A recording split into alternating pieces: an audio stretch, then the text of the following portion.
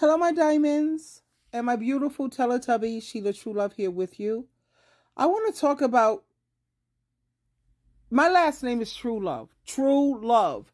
Is that my legal name? Yes, it is. That's definitely my legal name, True Love, when it comes to my synonym and being an author and a book writer.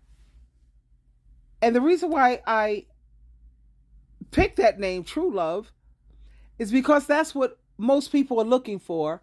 And that's what I'm all about, genuinely and authentically.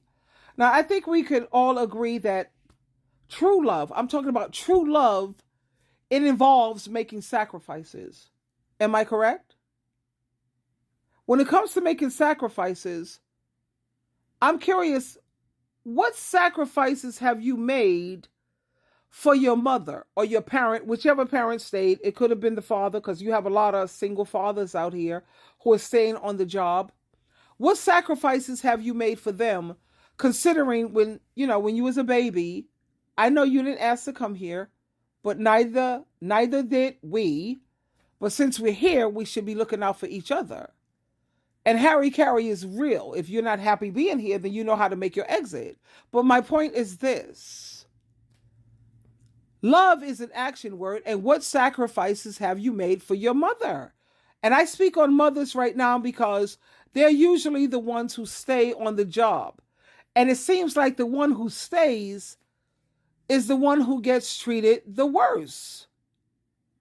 Even some of my listeners now, I want you to ask yourself this question. When was the last time you spent quality time with your mom? You know, the one who did for you when you couldn't do anything for yourself?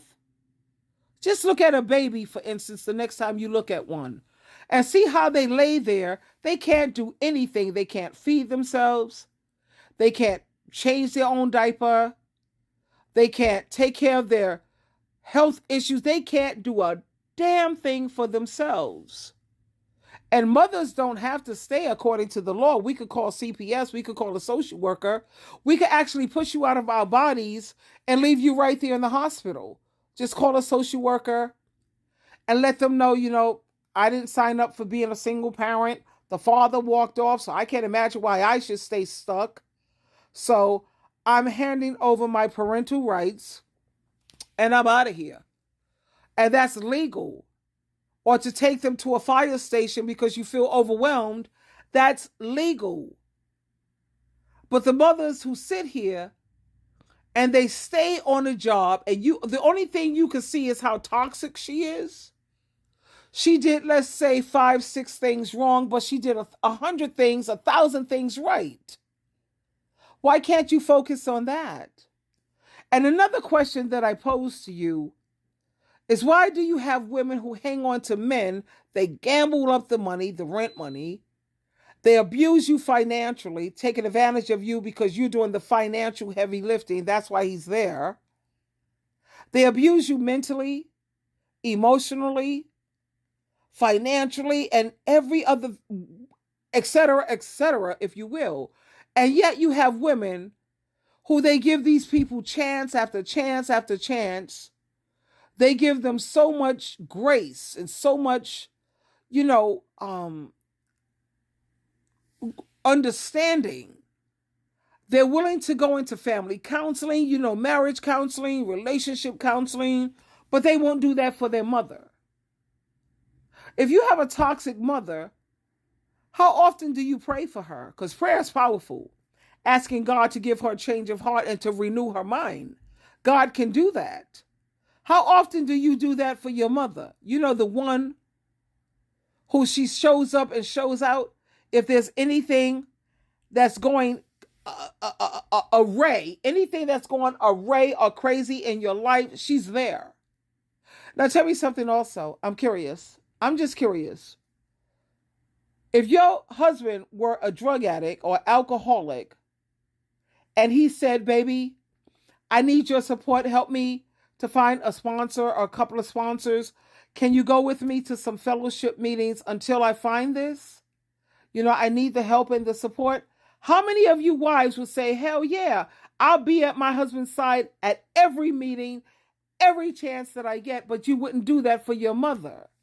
Or how about your brother? You know, your flesh, your blood. You'll give your all. You'll work morning, noon, and night to take care of some, and I call them an outsider because they're not your flesh and your blood. They're someone that you met from around the way somehow, but you're willing to, just be so forgiving, and you have all of this major understanding, and yet you don't have any of that for your mother. Like I said, I'm confused. I'm not trying to offend anyone. I'm not trying to be difficult. I'm trying to gain clarity, and I'm trying to gain understanding here, because that don't make any sense to me. That don't make any sense to Jehovah God, Jesus Christ. And I want to tell you about Matthew chapter 15, verse 4. Matthew chapter 15, verse 4, those are words coming directly out of Jesus Christ's mouth.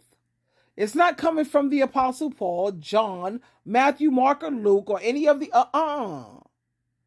Jesus Christ, he said what he said, and he stands on what he said. Anyone who cursed their mother or cursed their parents, and curse don't mean profanity, it means you speak ill of them. You speak badly of them. And then you got the nerve to do it on social media, and your mother's not sitting right next to you to defend herself, like Karamo and Lecrae's show.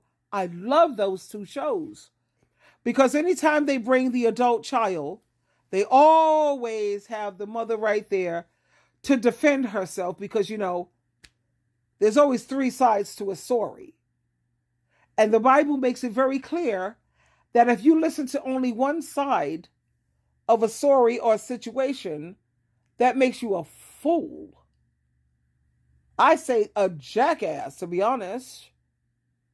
And when I listen to these adult children bashing their mothers, and it's always the mother's fault, I'm like, okay, so I'm hearing you, but I'm not listening, because your mother's not there to defend herself.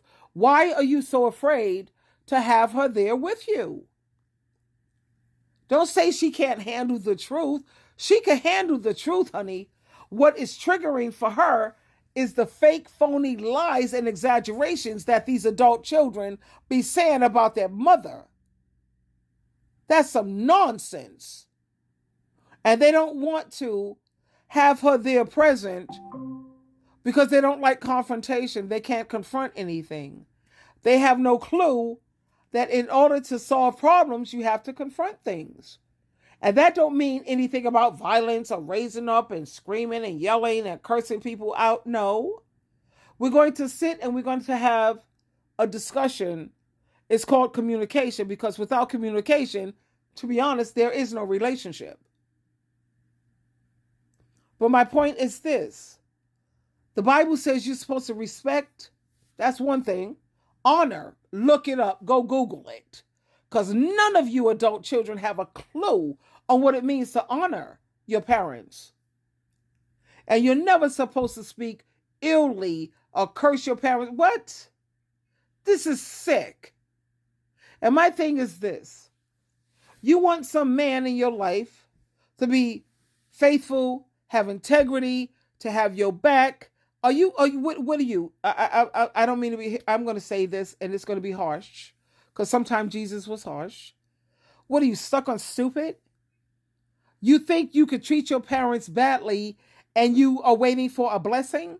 The way you treat your parents, that's the way the world is going to treat you, and people are going to treat you. And your children, if you have children, they're going to treat you exactly the way you treat your parents, especially your mother. Don't do to your mother what you don't want done to you. You don't want nobody talking badly about you on social media. You don't want people not to show up for you when they was there for you and you couldn't do nothing for yourself, but they was still there, baby. They didn't just throw you by the wayside. So why can't you treat your parents accordingly? And don't forget, if they're toxic, pray for them the same way you would pray for that no good Dusty that you're dealing with. Twinkle, twinkle, twinkle.